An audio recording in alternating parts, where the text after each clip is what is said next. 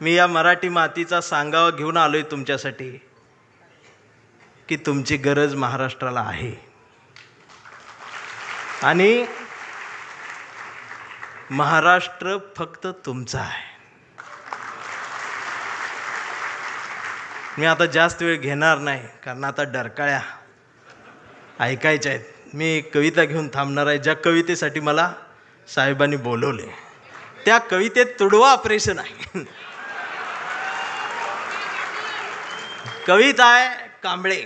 आता हा कांबळे कुठल्या एका जातीचा नाही. हा कांबळे भारतीय आहे, हा कांबळे मराठी आहे, हा कांबळे अस्मिता आहे, हा कांबळे स्वाभिमान आहे. हा कांबळे काय काय त्रास होत जातो त्याची कविता आहे.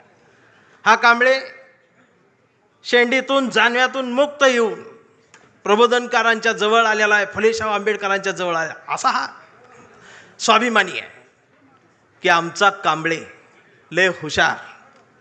हे कधीच नाही रडला, नुसताच कांडला करून. कांबळे शाळेत गेला, मास्तरनं फळ्यावर सरस्वती काढली. कांबळे शाळेत गेला, मास्तरनं फळ्यावर सरस्वती काढली, पण कांबळेनं पाटीवर सावित्री काढली. मग मास्तरनं चिडून कांबळेला असा तुडवला, असा तुडवला, असा तुडवला, पण कांबळे नाही रडला, नुसताच कांडला करून. कांबळे वयात आला, विशीत आला, मिशीत आला. कांबळे गुलाबी झाला आणि तिच्या प्रेमात पडला. मग तिनं विचारली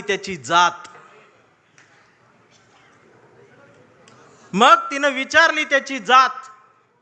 कांबळे म्हणाला, वेडे मी माणूस, माणूस माझी जात, प्रेमात कसली आली जात.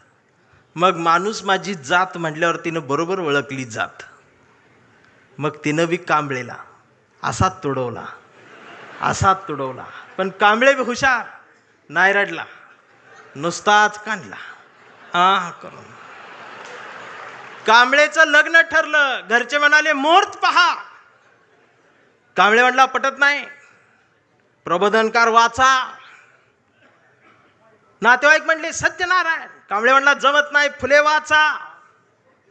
भावकी म्हटली जागरण गोंधळ, बोकाट तरी कापा. कांबळे म्हटला पटतच नाही, गाडगे बाबा वाचा. मग घरच्यांनीच दार लावून कांबळेला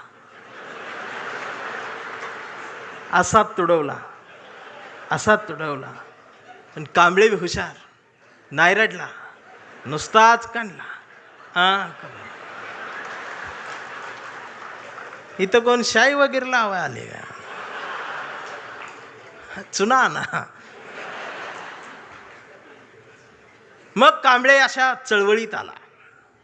सगळ्या चळवळी अशा गट तट फुटून बिटून गेलेले. कांबळेला वाईट वाटलं. कांबळे सगळ्यांना वाटला, सगळ्यांनी एकत्रित या, देश समजून घ्या, महाराष्ट्र समजून घ्या. दिवसभर बोंबलत राहिला. मग संध्याकाळी सगळे एकत्रित आले आणि एकत्रित येऊन आपल्याच कांबळेला, आपल्याच लोकांनी असा तुडवला, असा तुडवला, पण कांबळे बी हुशार, नाही रडला, नुसताच कांडला आणि आता कांबळे शिवसैनिक झाला.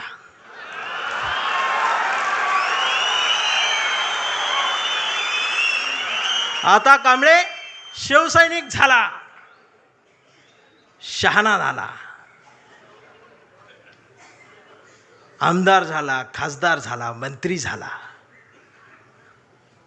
मग त्याला फोडायसाठी सापळा रचला. त्याला बोलवून बोलवून घेतलं, कांबळे नाही गेला. तो ऐकत नाही म्हणून त्याला मग जेलमध्ये टाकला. तिथं सुद्धा ईडीनं त्याला असा तुडवला, पण कांबळे तिथं बी नाही रडला, नुसताच कांडला आणि असा भगवा फडकवत जेलमधनं बाहेर आला. अरे महाराष्ट्राच्या इतिहासातला सुवर्ण अक्षरांनी, सोनेरी अक्षरांनी लिहिणारा जाणार तो इतिहास आहे. तो शिवसैनिक ज्या वेळेला न झुकता बाहेर आला ना, तो नाद नाही आमच्या रावसाहेबाला, नादच नाही. आता कांबळे वयस्कर झाला, त्याच्या परवा ते सोशल मीडियावर येडं झालेले ते सोशल मीडियावर कोण आहे, निसर्ग चित्र येतं, त्याच्यावर लिहिलेलं असतं 70% डोळे बारीक करा. हे बारीक करतात आणि त्याच्यात येतं स्वामी दिसले पाया पडते तो. 70% डोळे बारीक करून स्वामी बघणाऱ्यांची जमात वाढली साहेब. अजून 30% डोळे उघडे आहेत ना, ती सुद्धा पूर्ण बंद व्हायच्या आधी उघडा, नाहीतर खरात घरात घुसल. आणि असं बोलल्यावर मला मारती.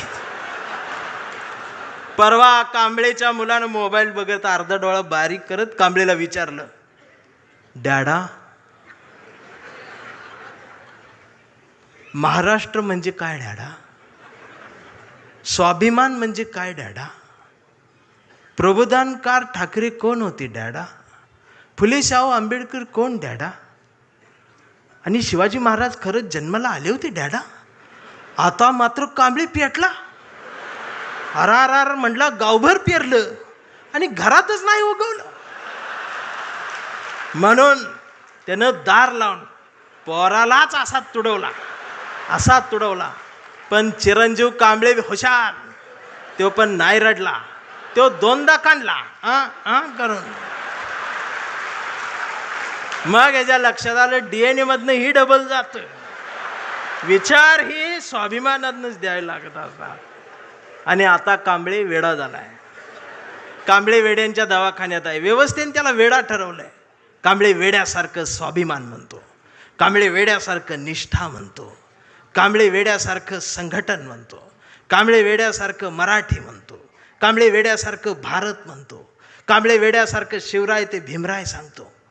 पण डॉक्टर सुद्धा कांबळेला शॉक देऊन तुडवत आहेत. पण कांबळे नाही रडत, तो नुसताच कंथी करून. हा कांबळे जोपर्यंत जिवंत आहे तोपर्यंत शिवसेना जिवंत राहणार आहे. हा कांबळे जोपर्यंत जिवंत आहे तोपर्यंत बाळासाहेब ठाकरे, फुले शाहू आंबेडकरी, मराठी माती, मराठी माणूस जिवंत राहणार आहे. एवढाच सांगावा घेऊन आलो होतो. जागर राहावा, दिवसा बी जागर राहावा, रात्री बी जागर राहावा.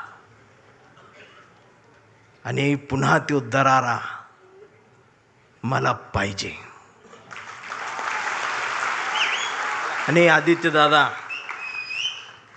माझ्या कवठीमंकाळच्या मातीचं तुम्हाला सांगणं आहे की आता तुम्ही या मैदानात, म्हणजे तुम्ही तसं मैदानात आहेच, या माय मराठी मातीत ब्रँड म्हटलं जातं ना, ब्रँड, त्या ब्रँडला म्हणते शिवसैनिक, ओरिजिनल शिवसैनिक.